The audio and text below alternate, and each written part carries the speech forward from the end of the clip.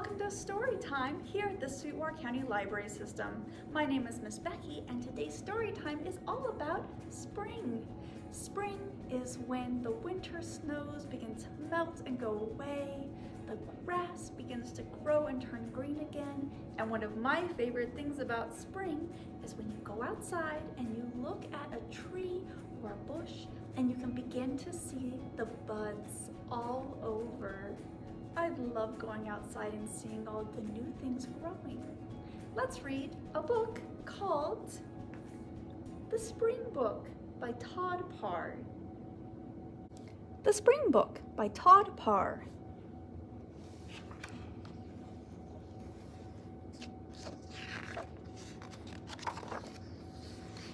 Wake up! Spring is coming! Yawn. I'm hungry. Every day the weather is different.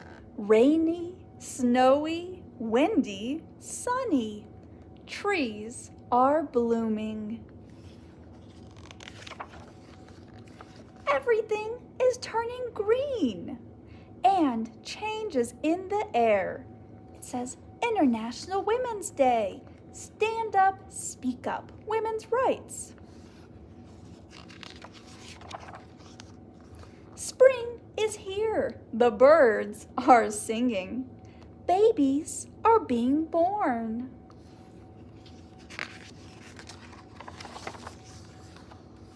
We are cleaning out our closets. Toy donation. And planting gardens.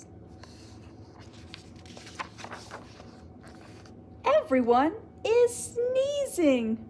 Achoo! Spring is the time of year to learn new things.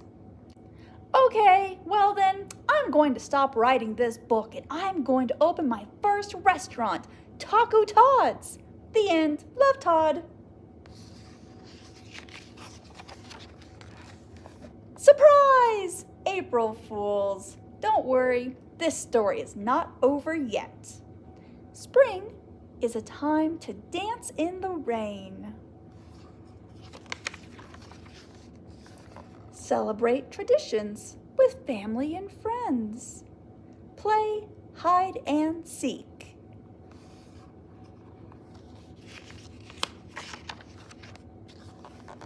And love the earth.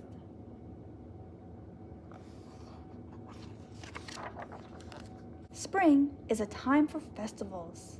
De colores se vista los campos en la primavera.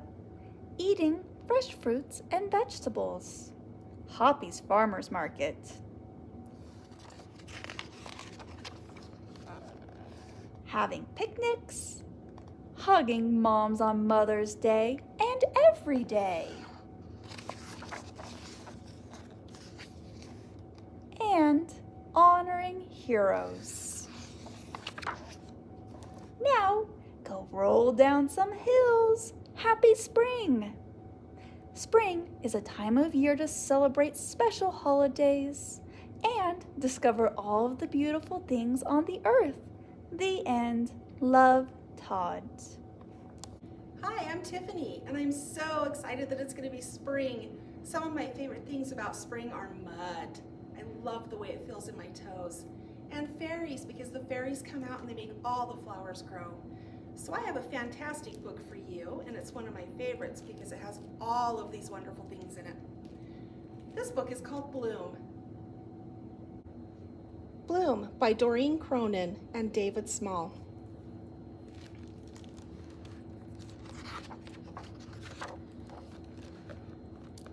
Once upon a time, in a beautiful glass kingdom, there lived an unusual fairy named Bloom. Her boots were caked with mud. There was dirt between her toes. Beetles rested in her wings. Bloom's magic could spin sand into glass, turn weeds into blossoms, and grow a trickle of rainwater into a racing river. Bloom was a helpful creature, but her footsteps were heavy. and she left a trail of tiny cracks and mud wherever she went.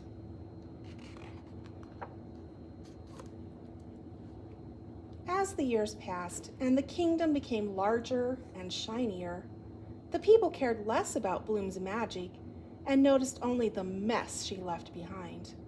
They complained about her heavy feet and her muddy fingerprints. Bloom had finally had enough. She left without saying goodbye and went to live in the heart of the forest. Both the kingdom and Bloom were extraordinarily happy with the choice she had made. Years and years went by, and the glass kingdom had fallen into a state of disrepair. It was held together by duct tape, glue, and peasants. The king was reminded of the powerful creature who once lived in the kingdom. His royal court offered to find her, but the king declined their help. Surely a creature with such power will answer only to a king. Very well, your highness, but tread lightly. Fairies are delicate and easily frightened, advised the royal court. The king entered the forest on his swiftest steed, determined to find the creature and save his kingdom. Bloom felt the horse's hoofbeats and came to greet the king. "I am looking for a magical creature gone so many years ago," he announced. "I am here," she answered. The king glanced at Bloom with her dirty hair and clunky shoes. "Show me magic that will save my kingdom," ordered the king. Bloom placed a bucket of mud at the king's feet. "How dare you!" bellowed the king. He dismissed Bloom as a trickster and rode off. "Suit yourself," said Bloom, perfectly happy to go back to her own business.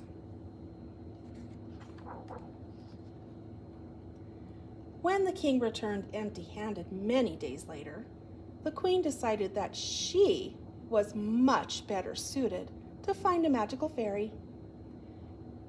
"Maybe your deep voice frightened her off," said the queen reassuringly. "I must go in your place." The next day, she entered the forest accompanied by a single guard. Bloom heard their footsteps and, once again curious, stepped out to greet the queen. "I am looking for a magical creature gone so many years ago," announced the queen. "I am here," answered Bloom. "Show me the magic that will save my kingdom," ordered the queen. Bloom placed a bucket of mud at the queen's feet. "How dare you!" bellowed the queen. She dismissed Bloom as a trickster and rode off. "Have it your way," said Bloom. She picked up her bucket and skipped back to where she came from.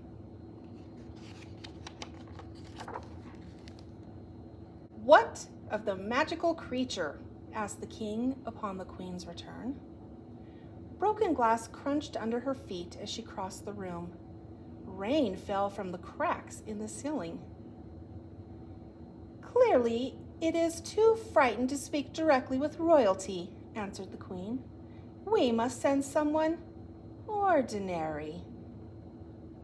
Genevieve was exactly that, the smallest and quietest in the kingdom.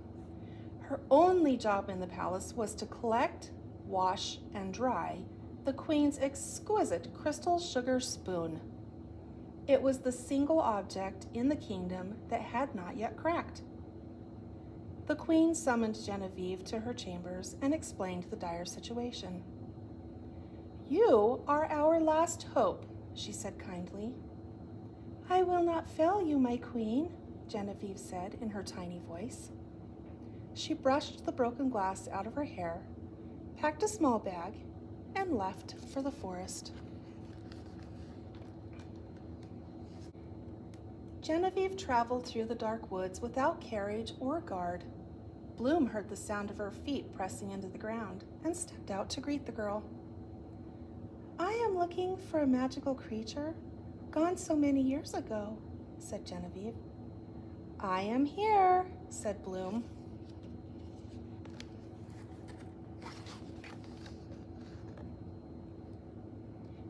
Have you any magic to save the kingdom? Bloom placed a bucket of mud at the girl's feet. Perhaps if I explain, said Genevieve. You see, our kingdom is built of glass, and it is falling to pieces. Bloom placed a shovel at Genevieve's feet. I am happy to help you with your chores, of course, but perhaps you can show me the magic first, Genevieve said.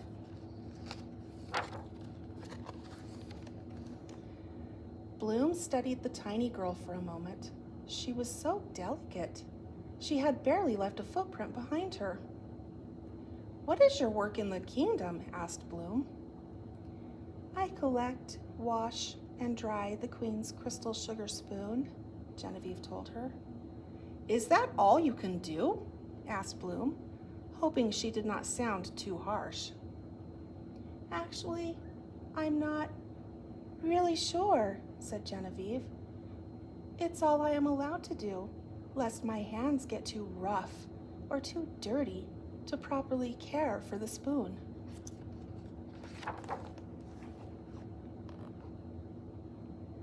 Why would the king and queen send a delicate child with such a delicate job deep into the dark forest to do something they could not?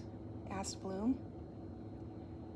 Because I am ordinary, answered Genevieve.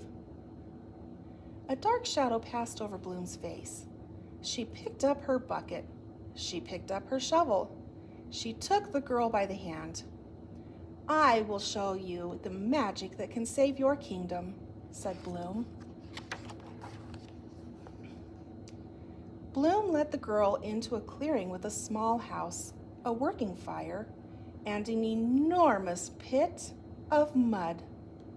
She plunged both hands into the pit, hurled the brown glob onto the ground, and quickly made a mud pie.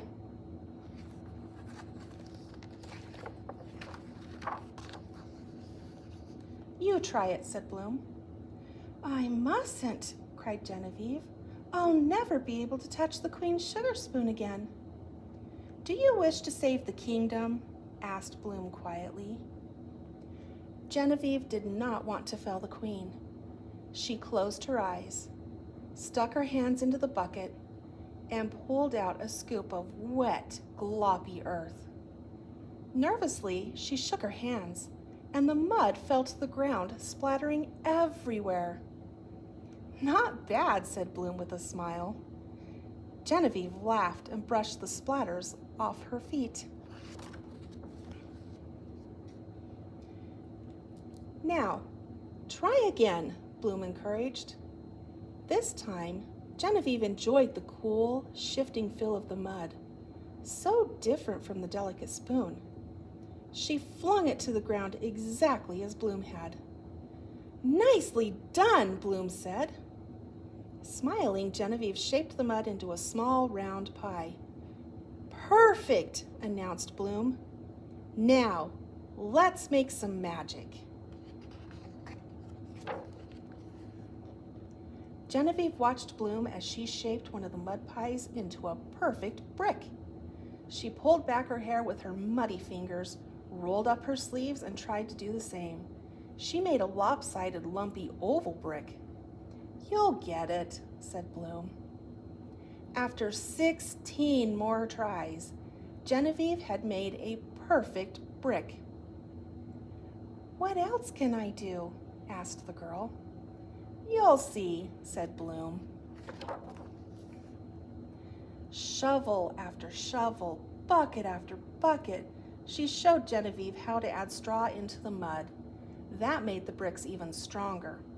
When her pile of bricks towered over her head, Genevieve was not tired at all, but eager to do more. Bloom showed her how to make mortar by mixing mud with sand. What's this for? Genevieve asked.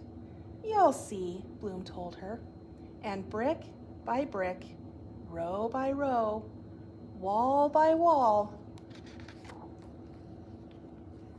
The fairy and the girl built a sturdy house in the middle of the forest. "I can't believe what we've done," shouted Genevieve. "You must go back to the kingdom and share your magic," said Bloom. "But how can I bring back a house?" asked the girl. "You can't. You can only tell the king and the queen what you do," said Bloom. "They will never believe that an ordinary girl could do such an extraordinary thing," Genevieve worried. "What would I tell them?" "Tell them there is no such thing as an ordinary girl," said Bloom. Genevieve returned to the kingdom. Her feet were caked in mud. There was dirt between her teeth. Beetles were resting in her hair. She knocked on the palace door and shattered it to pieces.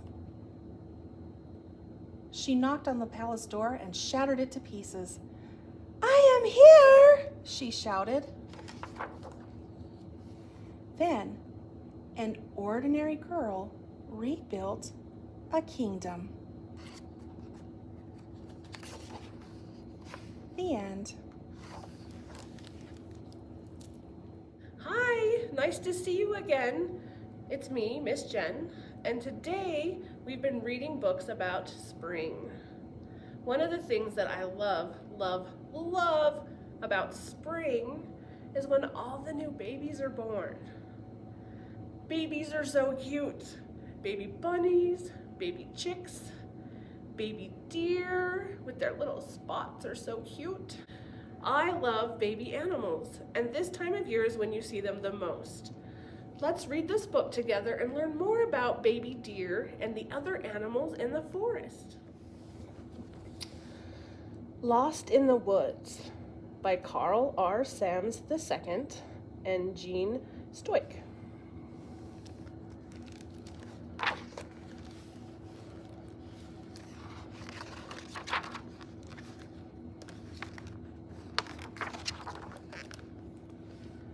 For those who protect wild places and care for wild things.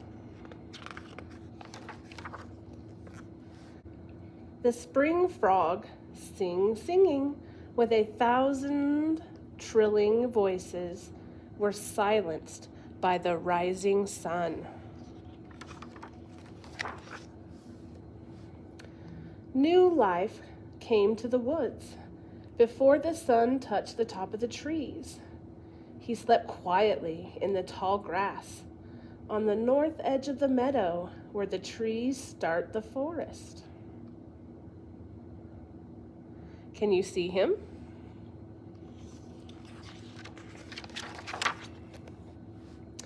"Get up, get up, get up," shouted the red-winged blackbird. "Shh, shh," hushed the mouse. "I think he's lost. Just let him sleep."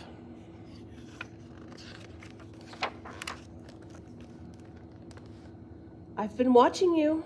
You've been alone a long time," said the chipmunk, stuffing another acorn into his fat cheeks. "I hear you're lost." "Mama said to wait right here," whispered the fawn. "She will come back." "Ah, so you're the lost babe in the woods," announced a cardinal. "I'll use my red color and fly through the treetops, signaling for help." "I am not lost," said the fawn, not looking up at all. "She will come. She said she would."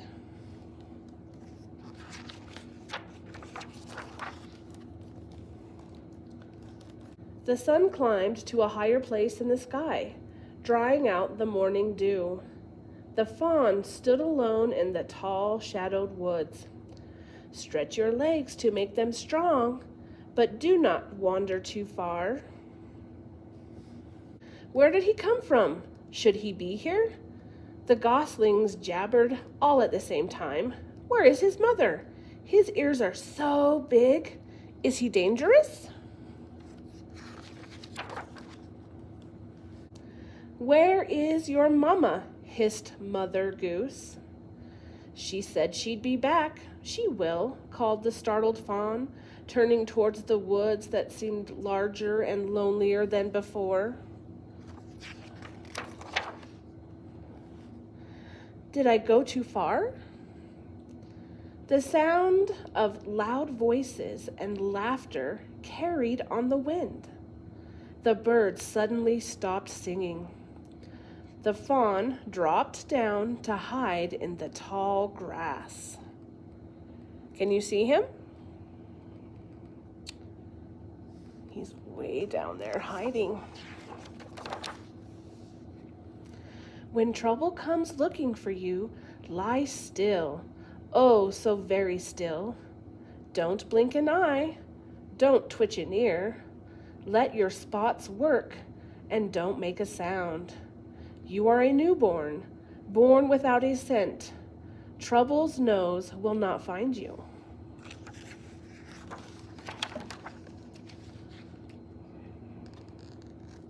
Well done, chirped a voice from nowhere. I can hear you, said the fawn, but I don't see you. That's because I'm the master of camouflage, boasted the tree frog. Green is my color. I find my color, and I am out of sight.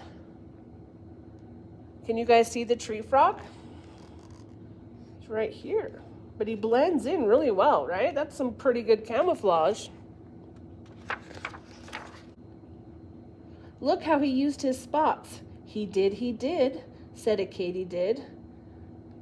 Looking down from her leaf, Mother Doe would be so pleased.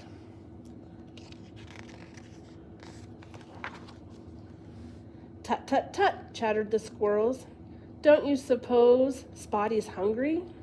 Tut, tut, tut, not to worry, not to worry. I've tucked them here, I've tucked them there. Hundreds of acorns, seasons ago. And did I not tell you? I do, share. Most definitely. Oh, yes, flapped the dragonfly. I'll zoom, zoom through the meadow as fast as my wings can fly. I will bring back food. Good idea, said the turtle. I'll just wait right here. Hoo, hoo, hoo, do I see, hooted the little saw-whet owl. Someone's moving through my woods. I saw wet. Who's coming through the woods?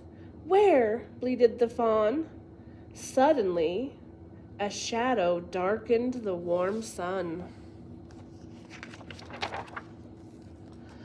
Fawn turned to look in the dark brown eyes of his mother. I knew you would come. Remember this, she said, licking his spotted coat smooth. He lifted his ears to listen to Mama's words once more. You are a newborn, born without scent. I have to leave, so Trouble's nose can't find you. Stretch your legs, make them strong, but do not go far. Soon it will be your time to follow me.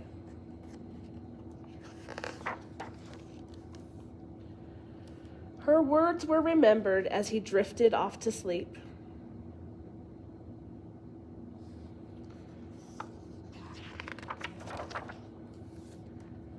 The sun chased away the night as it had done many times before. The meadowlark sang his morning song. Days passed by and the fawn grew stronger, as did the other babes in the wood. I know I can, puffed the determined raccoon, struggling to keep from falling off the log. I can do it.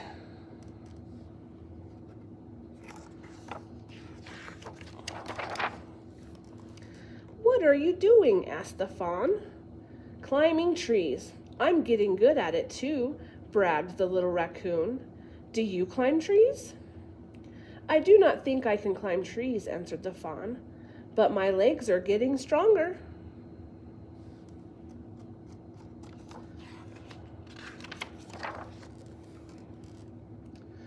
Tomorrow is the most important day of my life, chirped the baby chickadee. Tomorrow I'm fledging." "You're what?" asked the fawn, wrinkling his nose. "Fledging. I'm going to flutter my wings and fly. I need to work out a few wobbles, then I'll fly up there with the big birds. A great, great day indeed. When do you fledge?" "I do not know if I can fly," said the puzzled fawn, "but I think my time is near."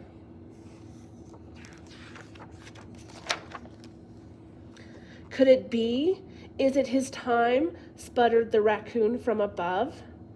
Up popped the goslings. "Say what? Say what? Say what?" It's time, shrieked the red-winged blackbird.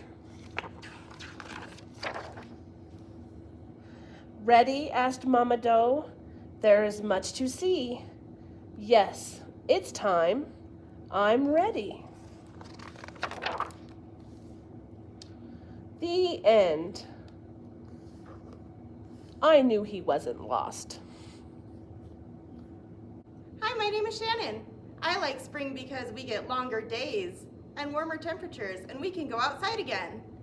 Let's read Wake Up, It's Spring! Wake Up, It's Spring by Lisa Campbell Ernst.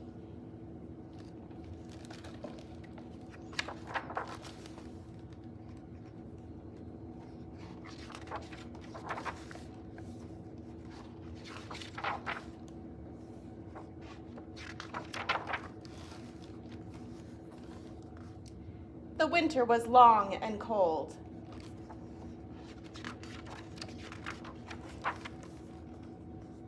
Then early one morning, the sun rose and warmed the earth. "Wake up, old friend, it's spring," whispered the sun, and the warmed earth woke up.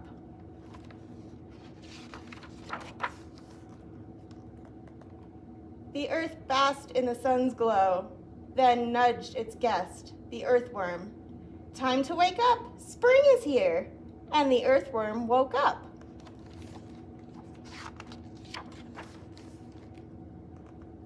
The worm wiggled in the warm earth and sang to its neighbor, the seed.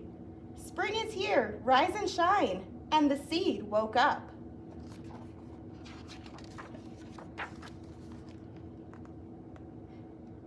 The seed sprouted and grew out of the earth. It called to the sleeping ladybug, "Wake up, spread your wings, it is spring," and the ladybug woke up.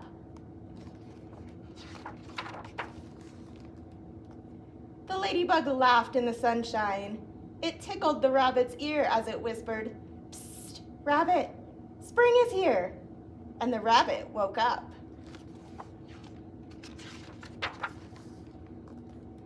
The rabbit twitched his nose to smell the spring air. He thumped to the bird up in her nest. "Out of bed, sleepyhead, it's spring," and the bird woke up. The bird soared from above and flew past the sleeping cat. "Wake up, furry friend," the bird chirped. "Spring is here." And the cat woke up.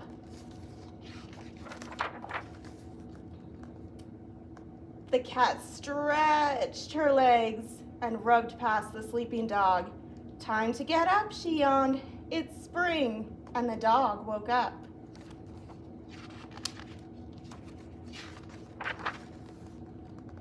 The dog frisked and jumped and barked into the baby's room. Wake up, it's spring," cheered the dog, and the baby woke up.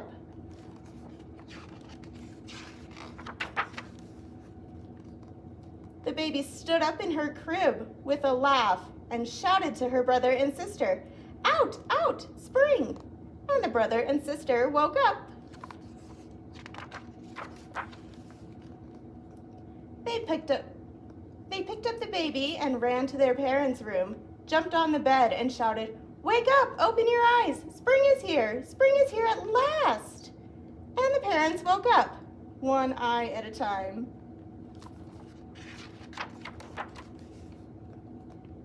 And they all ran to dance together in the sun, the parents and the brother and sister and the baby and the dog and the cat and the bird and the rabbit and the ladybug and the seed and the worm and all the earth.